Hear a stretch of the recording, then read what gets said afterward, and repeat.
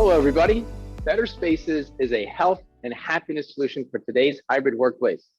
My name is Dr. Paul Kachoa with PAR5 Physical Therapy here in Randolph, New Jersey, and I've partnered with them to give you an easy and educational workday session.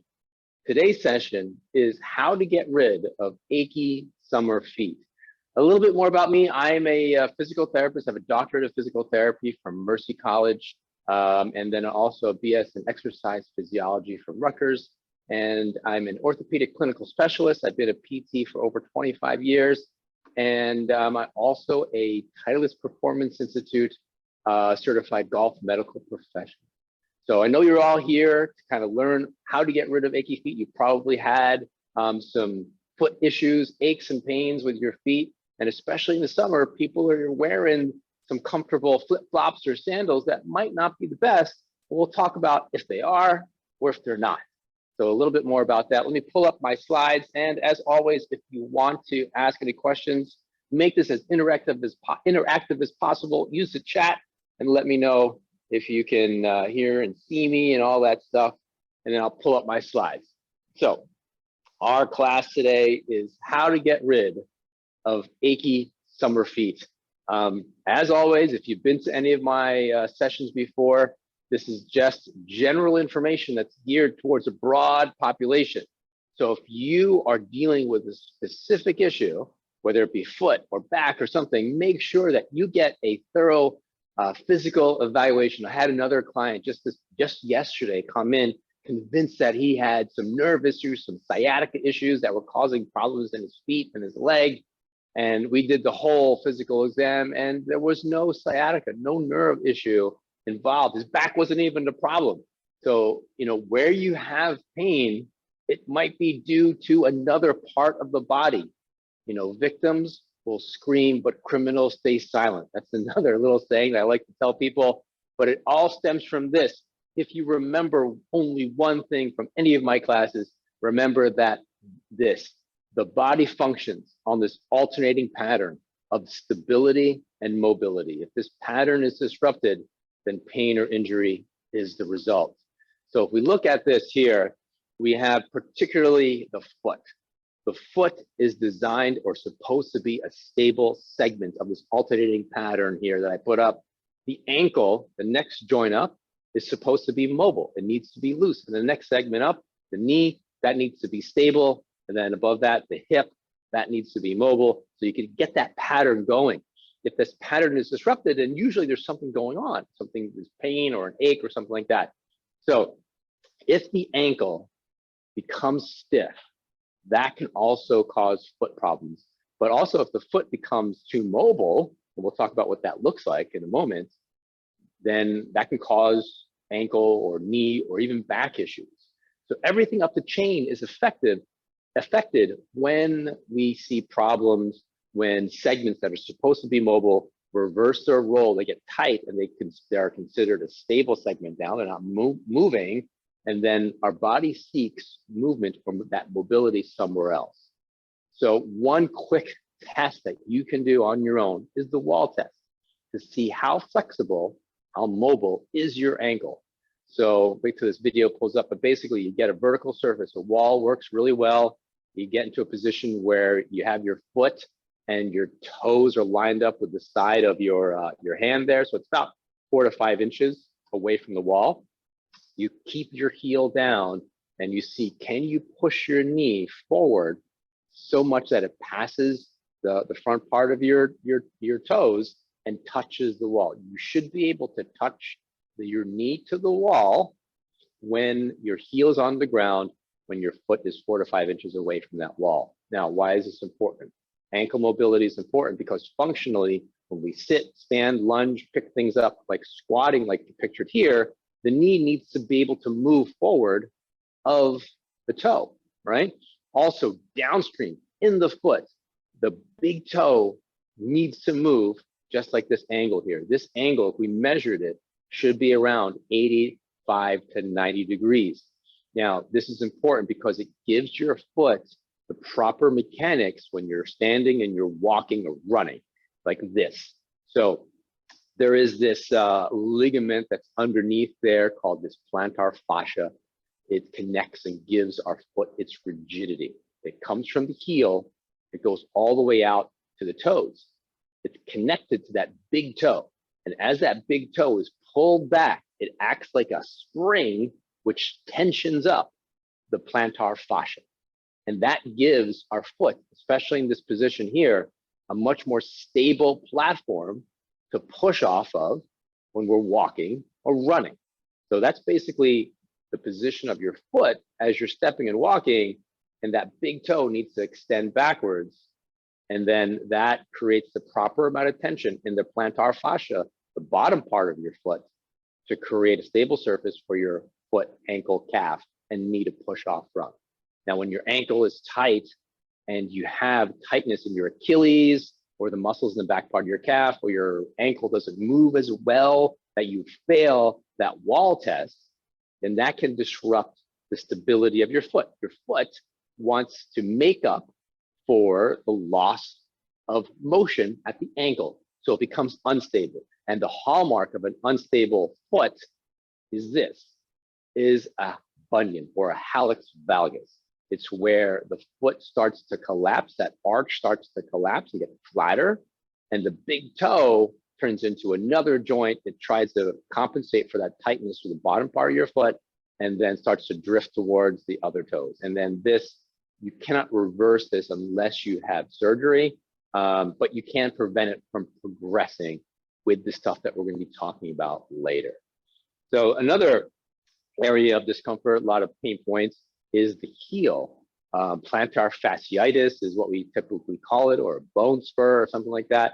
When that the ankle joint is so tight, it creates a lot more tension, excessive tension to that plantar fascia, which can cause the pain and tenderness that you experience with plantar fasciitis. Another thing that I have people do is as a test, and this could, if you're on vacation and you're in the sand, you're walking in sand, you could probably see your footprints, especially on the hard packed sand.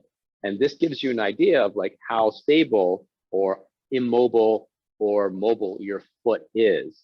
A flat foot is typically what we would consider an unstable foot. When the arch, as you plant and accept your weight on there, isn't strong enough, and all of a sudden your foot unlocks, and then we get a flat foot. So the footprints looks like that first picture, and then the middle picture is like normal. It's like a little bit of an arch. That arch, doesn't collapse all the way. And then we have people with very rigid feet, this high arch here, where there's very minimal contact on that medial arch, we call it, and it looks much like that. That footprint looks like that. And what does it matter? Everything, it affects everything upstream. If you could see here, let me just blow this up so you can see the text, that when the foot pronates, it unlocks, it rotates the tibia, which is the lower leg bone, which causes this misalignment of the knee and internal rotation of your hip. So everything up above stream can create issues if this foot isn't addressed. And typically the ankle is typically tight with people that present this way. If you're walking around or you're squatting or bending and your knee goes inward, as it looks like in this picture, that can create a lot of knee issues and wear and tear on that joint. All right, so that's important to make note of if you're looking at yourself in the mirror. So what are we gonna do about it? So we're gonna go over some stretching, some soft tissue mobilization, and some ways to reduce some of these issues that you might be having with mobility. So I'm gonna pull up my 2-shot here and maybe adjust my camera angle so you can see me. So you can see right here, see my feet here. I'm wearing these flip-flops, and this is a typical footwear of the summer. And what happens here, especially with flip-flops that might be a little looser or bigger than usual, it's not a stable platform to push off of. So what happens in that picture that I showed you earlier, let me show you a moment here, on my, my right foot here, my back leg. As we push off, we have that relationship of that big toe extending and that arch being created, stable surface, so I can push off of that foot as I'm stepping forward. Now, if I have flip-flops on, what happens is that I take a step forward, and then as I lift to push off of this back leg, this right leg here, you can see, I have to create tension through my big toe. My big toe has to be a little bit more grippy. It can't extend all the way. And then what happens is that it creates more tension through the plantar fascia. So excessive tension because I'm gripping my toe, because if I don't create that tension in my toe, my flip-flop or my sandal or whatever might just fall off. So that quick little tension to hold the flip-flop on with my big toe curling to try and keep that flip-flop on can create the issues that we're seeing. And it doesn't have to be a lot of tension. It can just be a little bit of tension, but magnified over, say, 5,000 to 8,000 steps a day, whatever your average is. All right. So we talked about the wall test, and the wall test was one way to test how much flexibility you have in your ankle. If you're going to, have your vertical surface be about 4 to 5 inches away from your foot, your heel has to stay down, and as you push forward, that knee should come over the toe line, and touch the wall. Now, that's the side view. Oftentimes, when we test this on clients and I look at them head on, we see this relationship where they try to go forward with their knee, their foot starts to pronate, it collapses, their knee and their tibia starts to go inward like this. So then we have this really bad positioning mechanically for the knee, for the hip, for the back, and the foot, which over time can create a host of problems. So when you're doing this test, make sure that if you're looking down at your thigh and your hip, that your hip, thigh, knee, and foot are all pointing in the same direction as you're doing this test, all right? So that's one key point. Now, if you're missing this, one simple mobilization that you can do or stretch, I have this half foam roll here, and it doesn't have to be fancy like this. You can just roll up a towel or get a textbook or something like that. I used to say get a phone book, but usually people don't have phone books delivered to their house anymore. So something thick, and keeping your heel on the ground in that same relationship of making sure that your knee, foot, thigh is all pointing in the same direction. We're just going to push your knee forward. And repeatedly doing that will help mobilize that ankle joint. When we're trying to increase mobility in an ankle joint or a joint, any joint, we're going to do that through repeated motion. Repeated motion is going to loosen up that joint and facilitate the motion, the range of motion that we want. If we're going to do a stretch, then we're going to hold that position statically for at least 30 seconds. So the calf stretch is another thing that you could simply go into this position here, and then keeping my knee straight. I could put my foot anywhere. It doesn't matter where my other foot goes. But as I bring my hip forward, keeping my knee straight, I'm going to feel this stretch in my calf. And again, we want to make sure that everything is lined up here from the front view. You see that there, we got this, all right? Now there's two muscles in the bottom part of the leg that we need to stretch, the soleus and the gastrocnemius. This stretch here with the knee straight stretches out the gastrocnemius. It's a longer muscle. But if we kind of unlock the knee a bit and bring your hip forward, that addresses or stretches out the soleus, which is another important muscle down there. So you want to make sure that we're doing this stretch, holding for 30 seconds in both positions of the knee, all right? I had another client ask about if we did this stretch off the step or a curb, right? You're out running, you want to stretch out your calf, you kind of do it right off the curb, and your heel is unsupported, and you're like, yeah, I feel that stretch there with my heel unsupported. The big thing with stretches is that we want to make sure that they're targeted and specific. If we have the heel unsupported and we're trying to do the stretch somewhere, one, the muscle doesn't completely relax. It has to stay on because it has to hold you up. So we can reduce that by supporting ourselves on our heel. The other thing that happens too is if our foot isn't supported, it creates, the research shows that it creates a lot of torsion into the ligaments of the foot. And again, like I mentioned earlier, we want that arch to be stable. We don't want that arch to collapse. So if you do your stretch with your heel unsupported, just dropping it off a step, you're stretching out your ligaments way too much, in my opinion, and that can create issues in the stability of the joint, that arch. We want to make sure that our foot is totally supported. Now, in this position too, depending upon how flexible or how flat your arch is. You may even want to do these with shoes to really support your foot arch as much as possible. So you are specific with the stretch into the muscles in the calf area and not just kind of mobilizing or stretching out the ligaments in your foot and making things worse. All right, so that's a stretch. A couple other things for soft tissue work. We could, especially for like long days, like say, if you're on the beach or walking around sightseeing and your dogs are tired, it's like your feet are aching. This is one way to kind of help reduce some of that. It's just some soft tissue work using a range of balls and implements here. I've got a lacrosse ball right here, a trigger point release ball, slightly softer, and a smaller, harder ball. You can even use a golf ball for this. And what you do is you just kind of go, you can start lightly, just kind of moving that ball underneath the surface of your foot. You can go up and down, left to right, doesn't matter, right? You can even go on the heel. You can even go on the toes. It doesn't matter. You just try and go nice and slow. And you want to create this shearing effect. Our bodies are basically, sandwiches of tissue that need to slide and move on one another, especially in the foot. If everything's kind of bound down, there's a lot of tension, a lot of pounding that it takes. It takes a little bit of time, at least a minute and a half to 2 minutes when you're doing this type of mobilization to release that tissue. So you're going to do that with as much pressure as you can tolerate. I usually have people start with a seated position and with a larger, softer ball versus a harder, smaller ball, right? So it's a lot more tolerable and comfortable if you have more contact area, more surface area to distribute the weight. Once you're comfortable with doing it seated, you can try and do it in standing, which creates a lot more pressure in there, and you can kind of go slow. So the key thing with this is to go nice and slow, spend your time working on those trigger points, releasing them.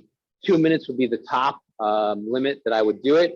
And then after that, you go into the stretches that we talked about. Another way to kind of use the ball is to stretch that big toe backwards.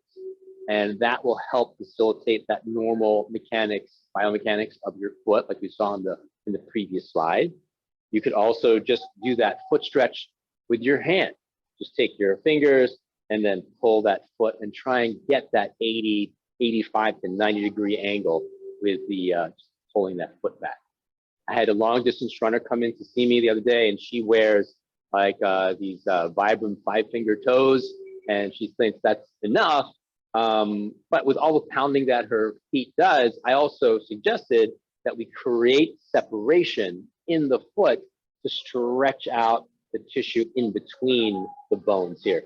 So for that, I just have people simply go and put their fingers into between their toes and see if they can kind of hold their toes like they would clasp their hands, creating that space. And you can certainly pick up stuff online, like on Amazon for like yoga toes or toe spacers.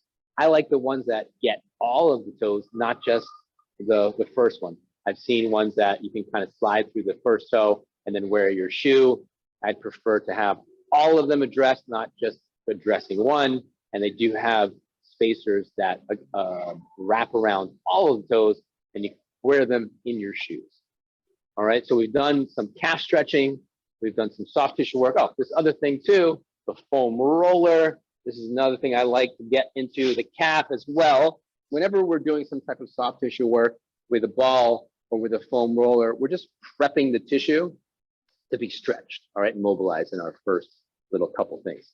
So for here, I'm just putting my pressure on here as much as I can tolerate. Again, it doesn't have to be too strong, because the big thing is that as we start to get into these implements here, the first thing that happens with your nervous system is that you get this fight or flight response. It starts to hurt, start to tense up, then it kind of reduces the effectiveness of the intervention.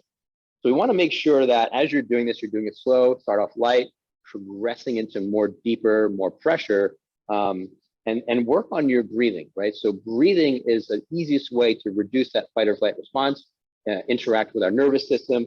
So we're going to take deep breaths in and long exhales. As we're working through here, you can go up or down, oscillating a little bit, or left to right. Again, whatever direction you feel is the tightest to create shearing, right? So we want to make some movement of one tissue layer over the other. We can go up or down towards the Achilles and do our same thing, or up into the calf, the meat of the muscle, and do that. We can also, if you find a trigger point, a specific spot that's a little tender, we can kind of hold that down, maybe apply a little bit of pressure with your other foot to create a little bit more deeper pressure and more intense intervention there, and start to move the ankle. So we get this internal glide and stretching of the tissue while maintaining it like a pin and stretch technique. And these types of mobilizations here, again, 1.5 minutes to 2 minutes is the very minimum per body part. You can do that. The static stretches are going to be 30 seconds at the least. And any joint mobility, like the first move that we did, we're going to do that for the same amount of time, 1.5 minutes to 2 minutes. All right. So those are ways to address a lot of the issues that might be causing your foot pain and stiff ankles. And hopefully you found that helpful for today, and I hope it works for you to reduce your achy feet this summer. All right. So any questions from the class here, just let me know. Use the chat feature in the Zoom. I'm going to check the chat window here. Oh, you're very welcome. Again, if there's any issues, you could use, just kind of email me here at this address here. I'll give the 30-second countdown, and I'm going to sign off and let you enjoy your Tuesday. All righty. All right. Well, thank you everyone for joining me today. You could look for this session and many more on demand on any of the Better Spaces apps. I'll be back Tuesday, July 25th for a session on how to get healthy shoulders for tennis and pickleball. So any questions, like I said, you can email me here at paul@par5pt.com or team@betterspaces.com. Thanks for coming, and be well.